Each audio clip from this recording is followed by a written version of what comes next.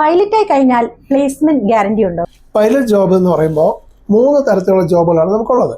1 airlines, 2 NSOP അഥവാ chartered പോലുള്ള സർവീസുകൾ, 3 ഫ്ലൈയിങ് ക്ലബ്ബുകൾ ഇൻസ്ട്രക്ടറാണ്. ഇതാണ് പ്രധാനമായും ഫ്ലൈയിങ് ചെയ്തുകൊണ്ടുള്ള പൈലറ്റ് ജോബുകൾ എന്ന് പറയുന്നത്.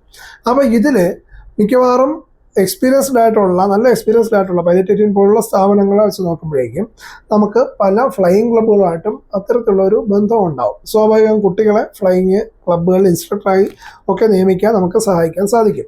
അതുപോലെ തന്നെ NSOPകളിലും ആയിട്ട് നമുക്ക് പൈലറ്റേറ്റിനൊക്കെ ബന്ധമുണ്ട്. സ്വാഭാവികം അതിൽ വരുന്ന വേക്കൻസികളിലും പൈലറ്റുമാരെ നമുക്ക് കൊടുക്കാൻ പറ്റും. എന്നാൽ എയർലൈൻസിൽ കയറുന്നതിന് വേണ്ടി ഒരു സ്ട്രിക്റ്റ് ആയിട്ടുള്ള ഒരു പ്രൊസീജിയർ തന്നെ ഓരോ എയർലൈനും ഫോളോ ചെയ്യുന്നുണ്ട്. ആ രീതിയിലേ ഒരു എയർലൈൻസിൽ നമുക്ക് പൈലറ്റായി ജോലിക്ക് കയറാൻ സാധിക്കുകയുള്ളൂ. സ്വാഭാവികമായും പുറത്തുനിന്നുള്ളവർക്ക് അതിനകത്തുള്ള ആക്സസും അതിനകത്തുള്ള സ്വാധീനവും വളരെ കുറവായിരിക്കും. അങ്ങനെ ആർക്കും അതിനകത്തൊരു ജോബ് വാങ്ങിക്കൊടുക്കാൻ സാധിക്കില്ല എന്ന് തന്നെ പറയാം. അങ്ങനെ ആരെങ്കിലും അവകാശപ്പെടുന്നുണ്ടെങ്കിൽ അത് തെറ്റാണ് എന്ന് തന്നെ പറയണം. അതുകൊണ്ട് തന്നെ പ്ലേസ്മെന്റ് ഗ്യാരണ്ടി എന്ന് ഏതെങ്കിലും ഒരു ഗ്രൗണ്ട് സ്കൂളോ ഫ്ലൈയിങ് ക്ലബ്ബോ പറയുകയാണെങ്കിൽ എന്ത് തരം ജോബാണ് നിങ്ങൾ ഗ്യാരണ്ടി ചെയ്യുന്നത്? എയർലൈൻസ് ആണോ, ഫ്ലൈയിങ് ക്ലബ്ബാണോ, NSOP ആണോ എന്നുള്ളത് ചോദിച്ച് മനസ്സിലാക്കുക. അത് എയർലൈൻസ് ആണ് എന്ന് പറയുകയാണെന്നുണ്ടെങ്കിൽ അത് ഫേക്ക് ആണ് എന്ന് തിരിച്ചറിയുക. താങ്ക്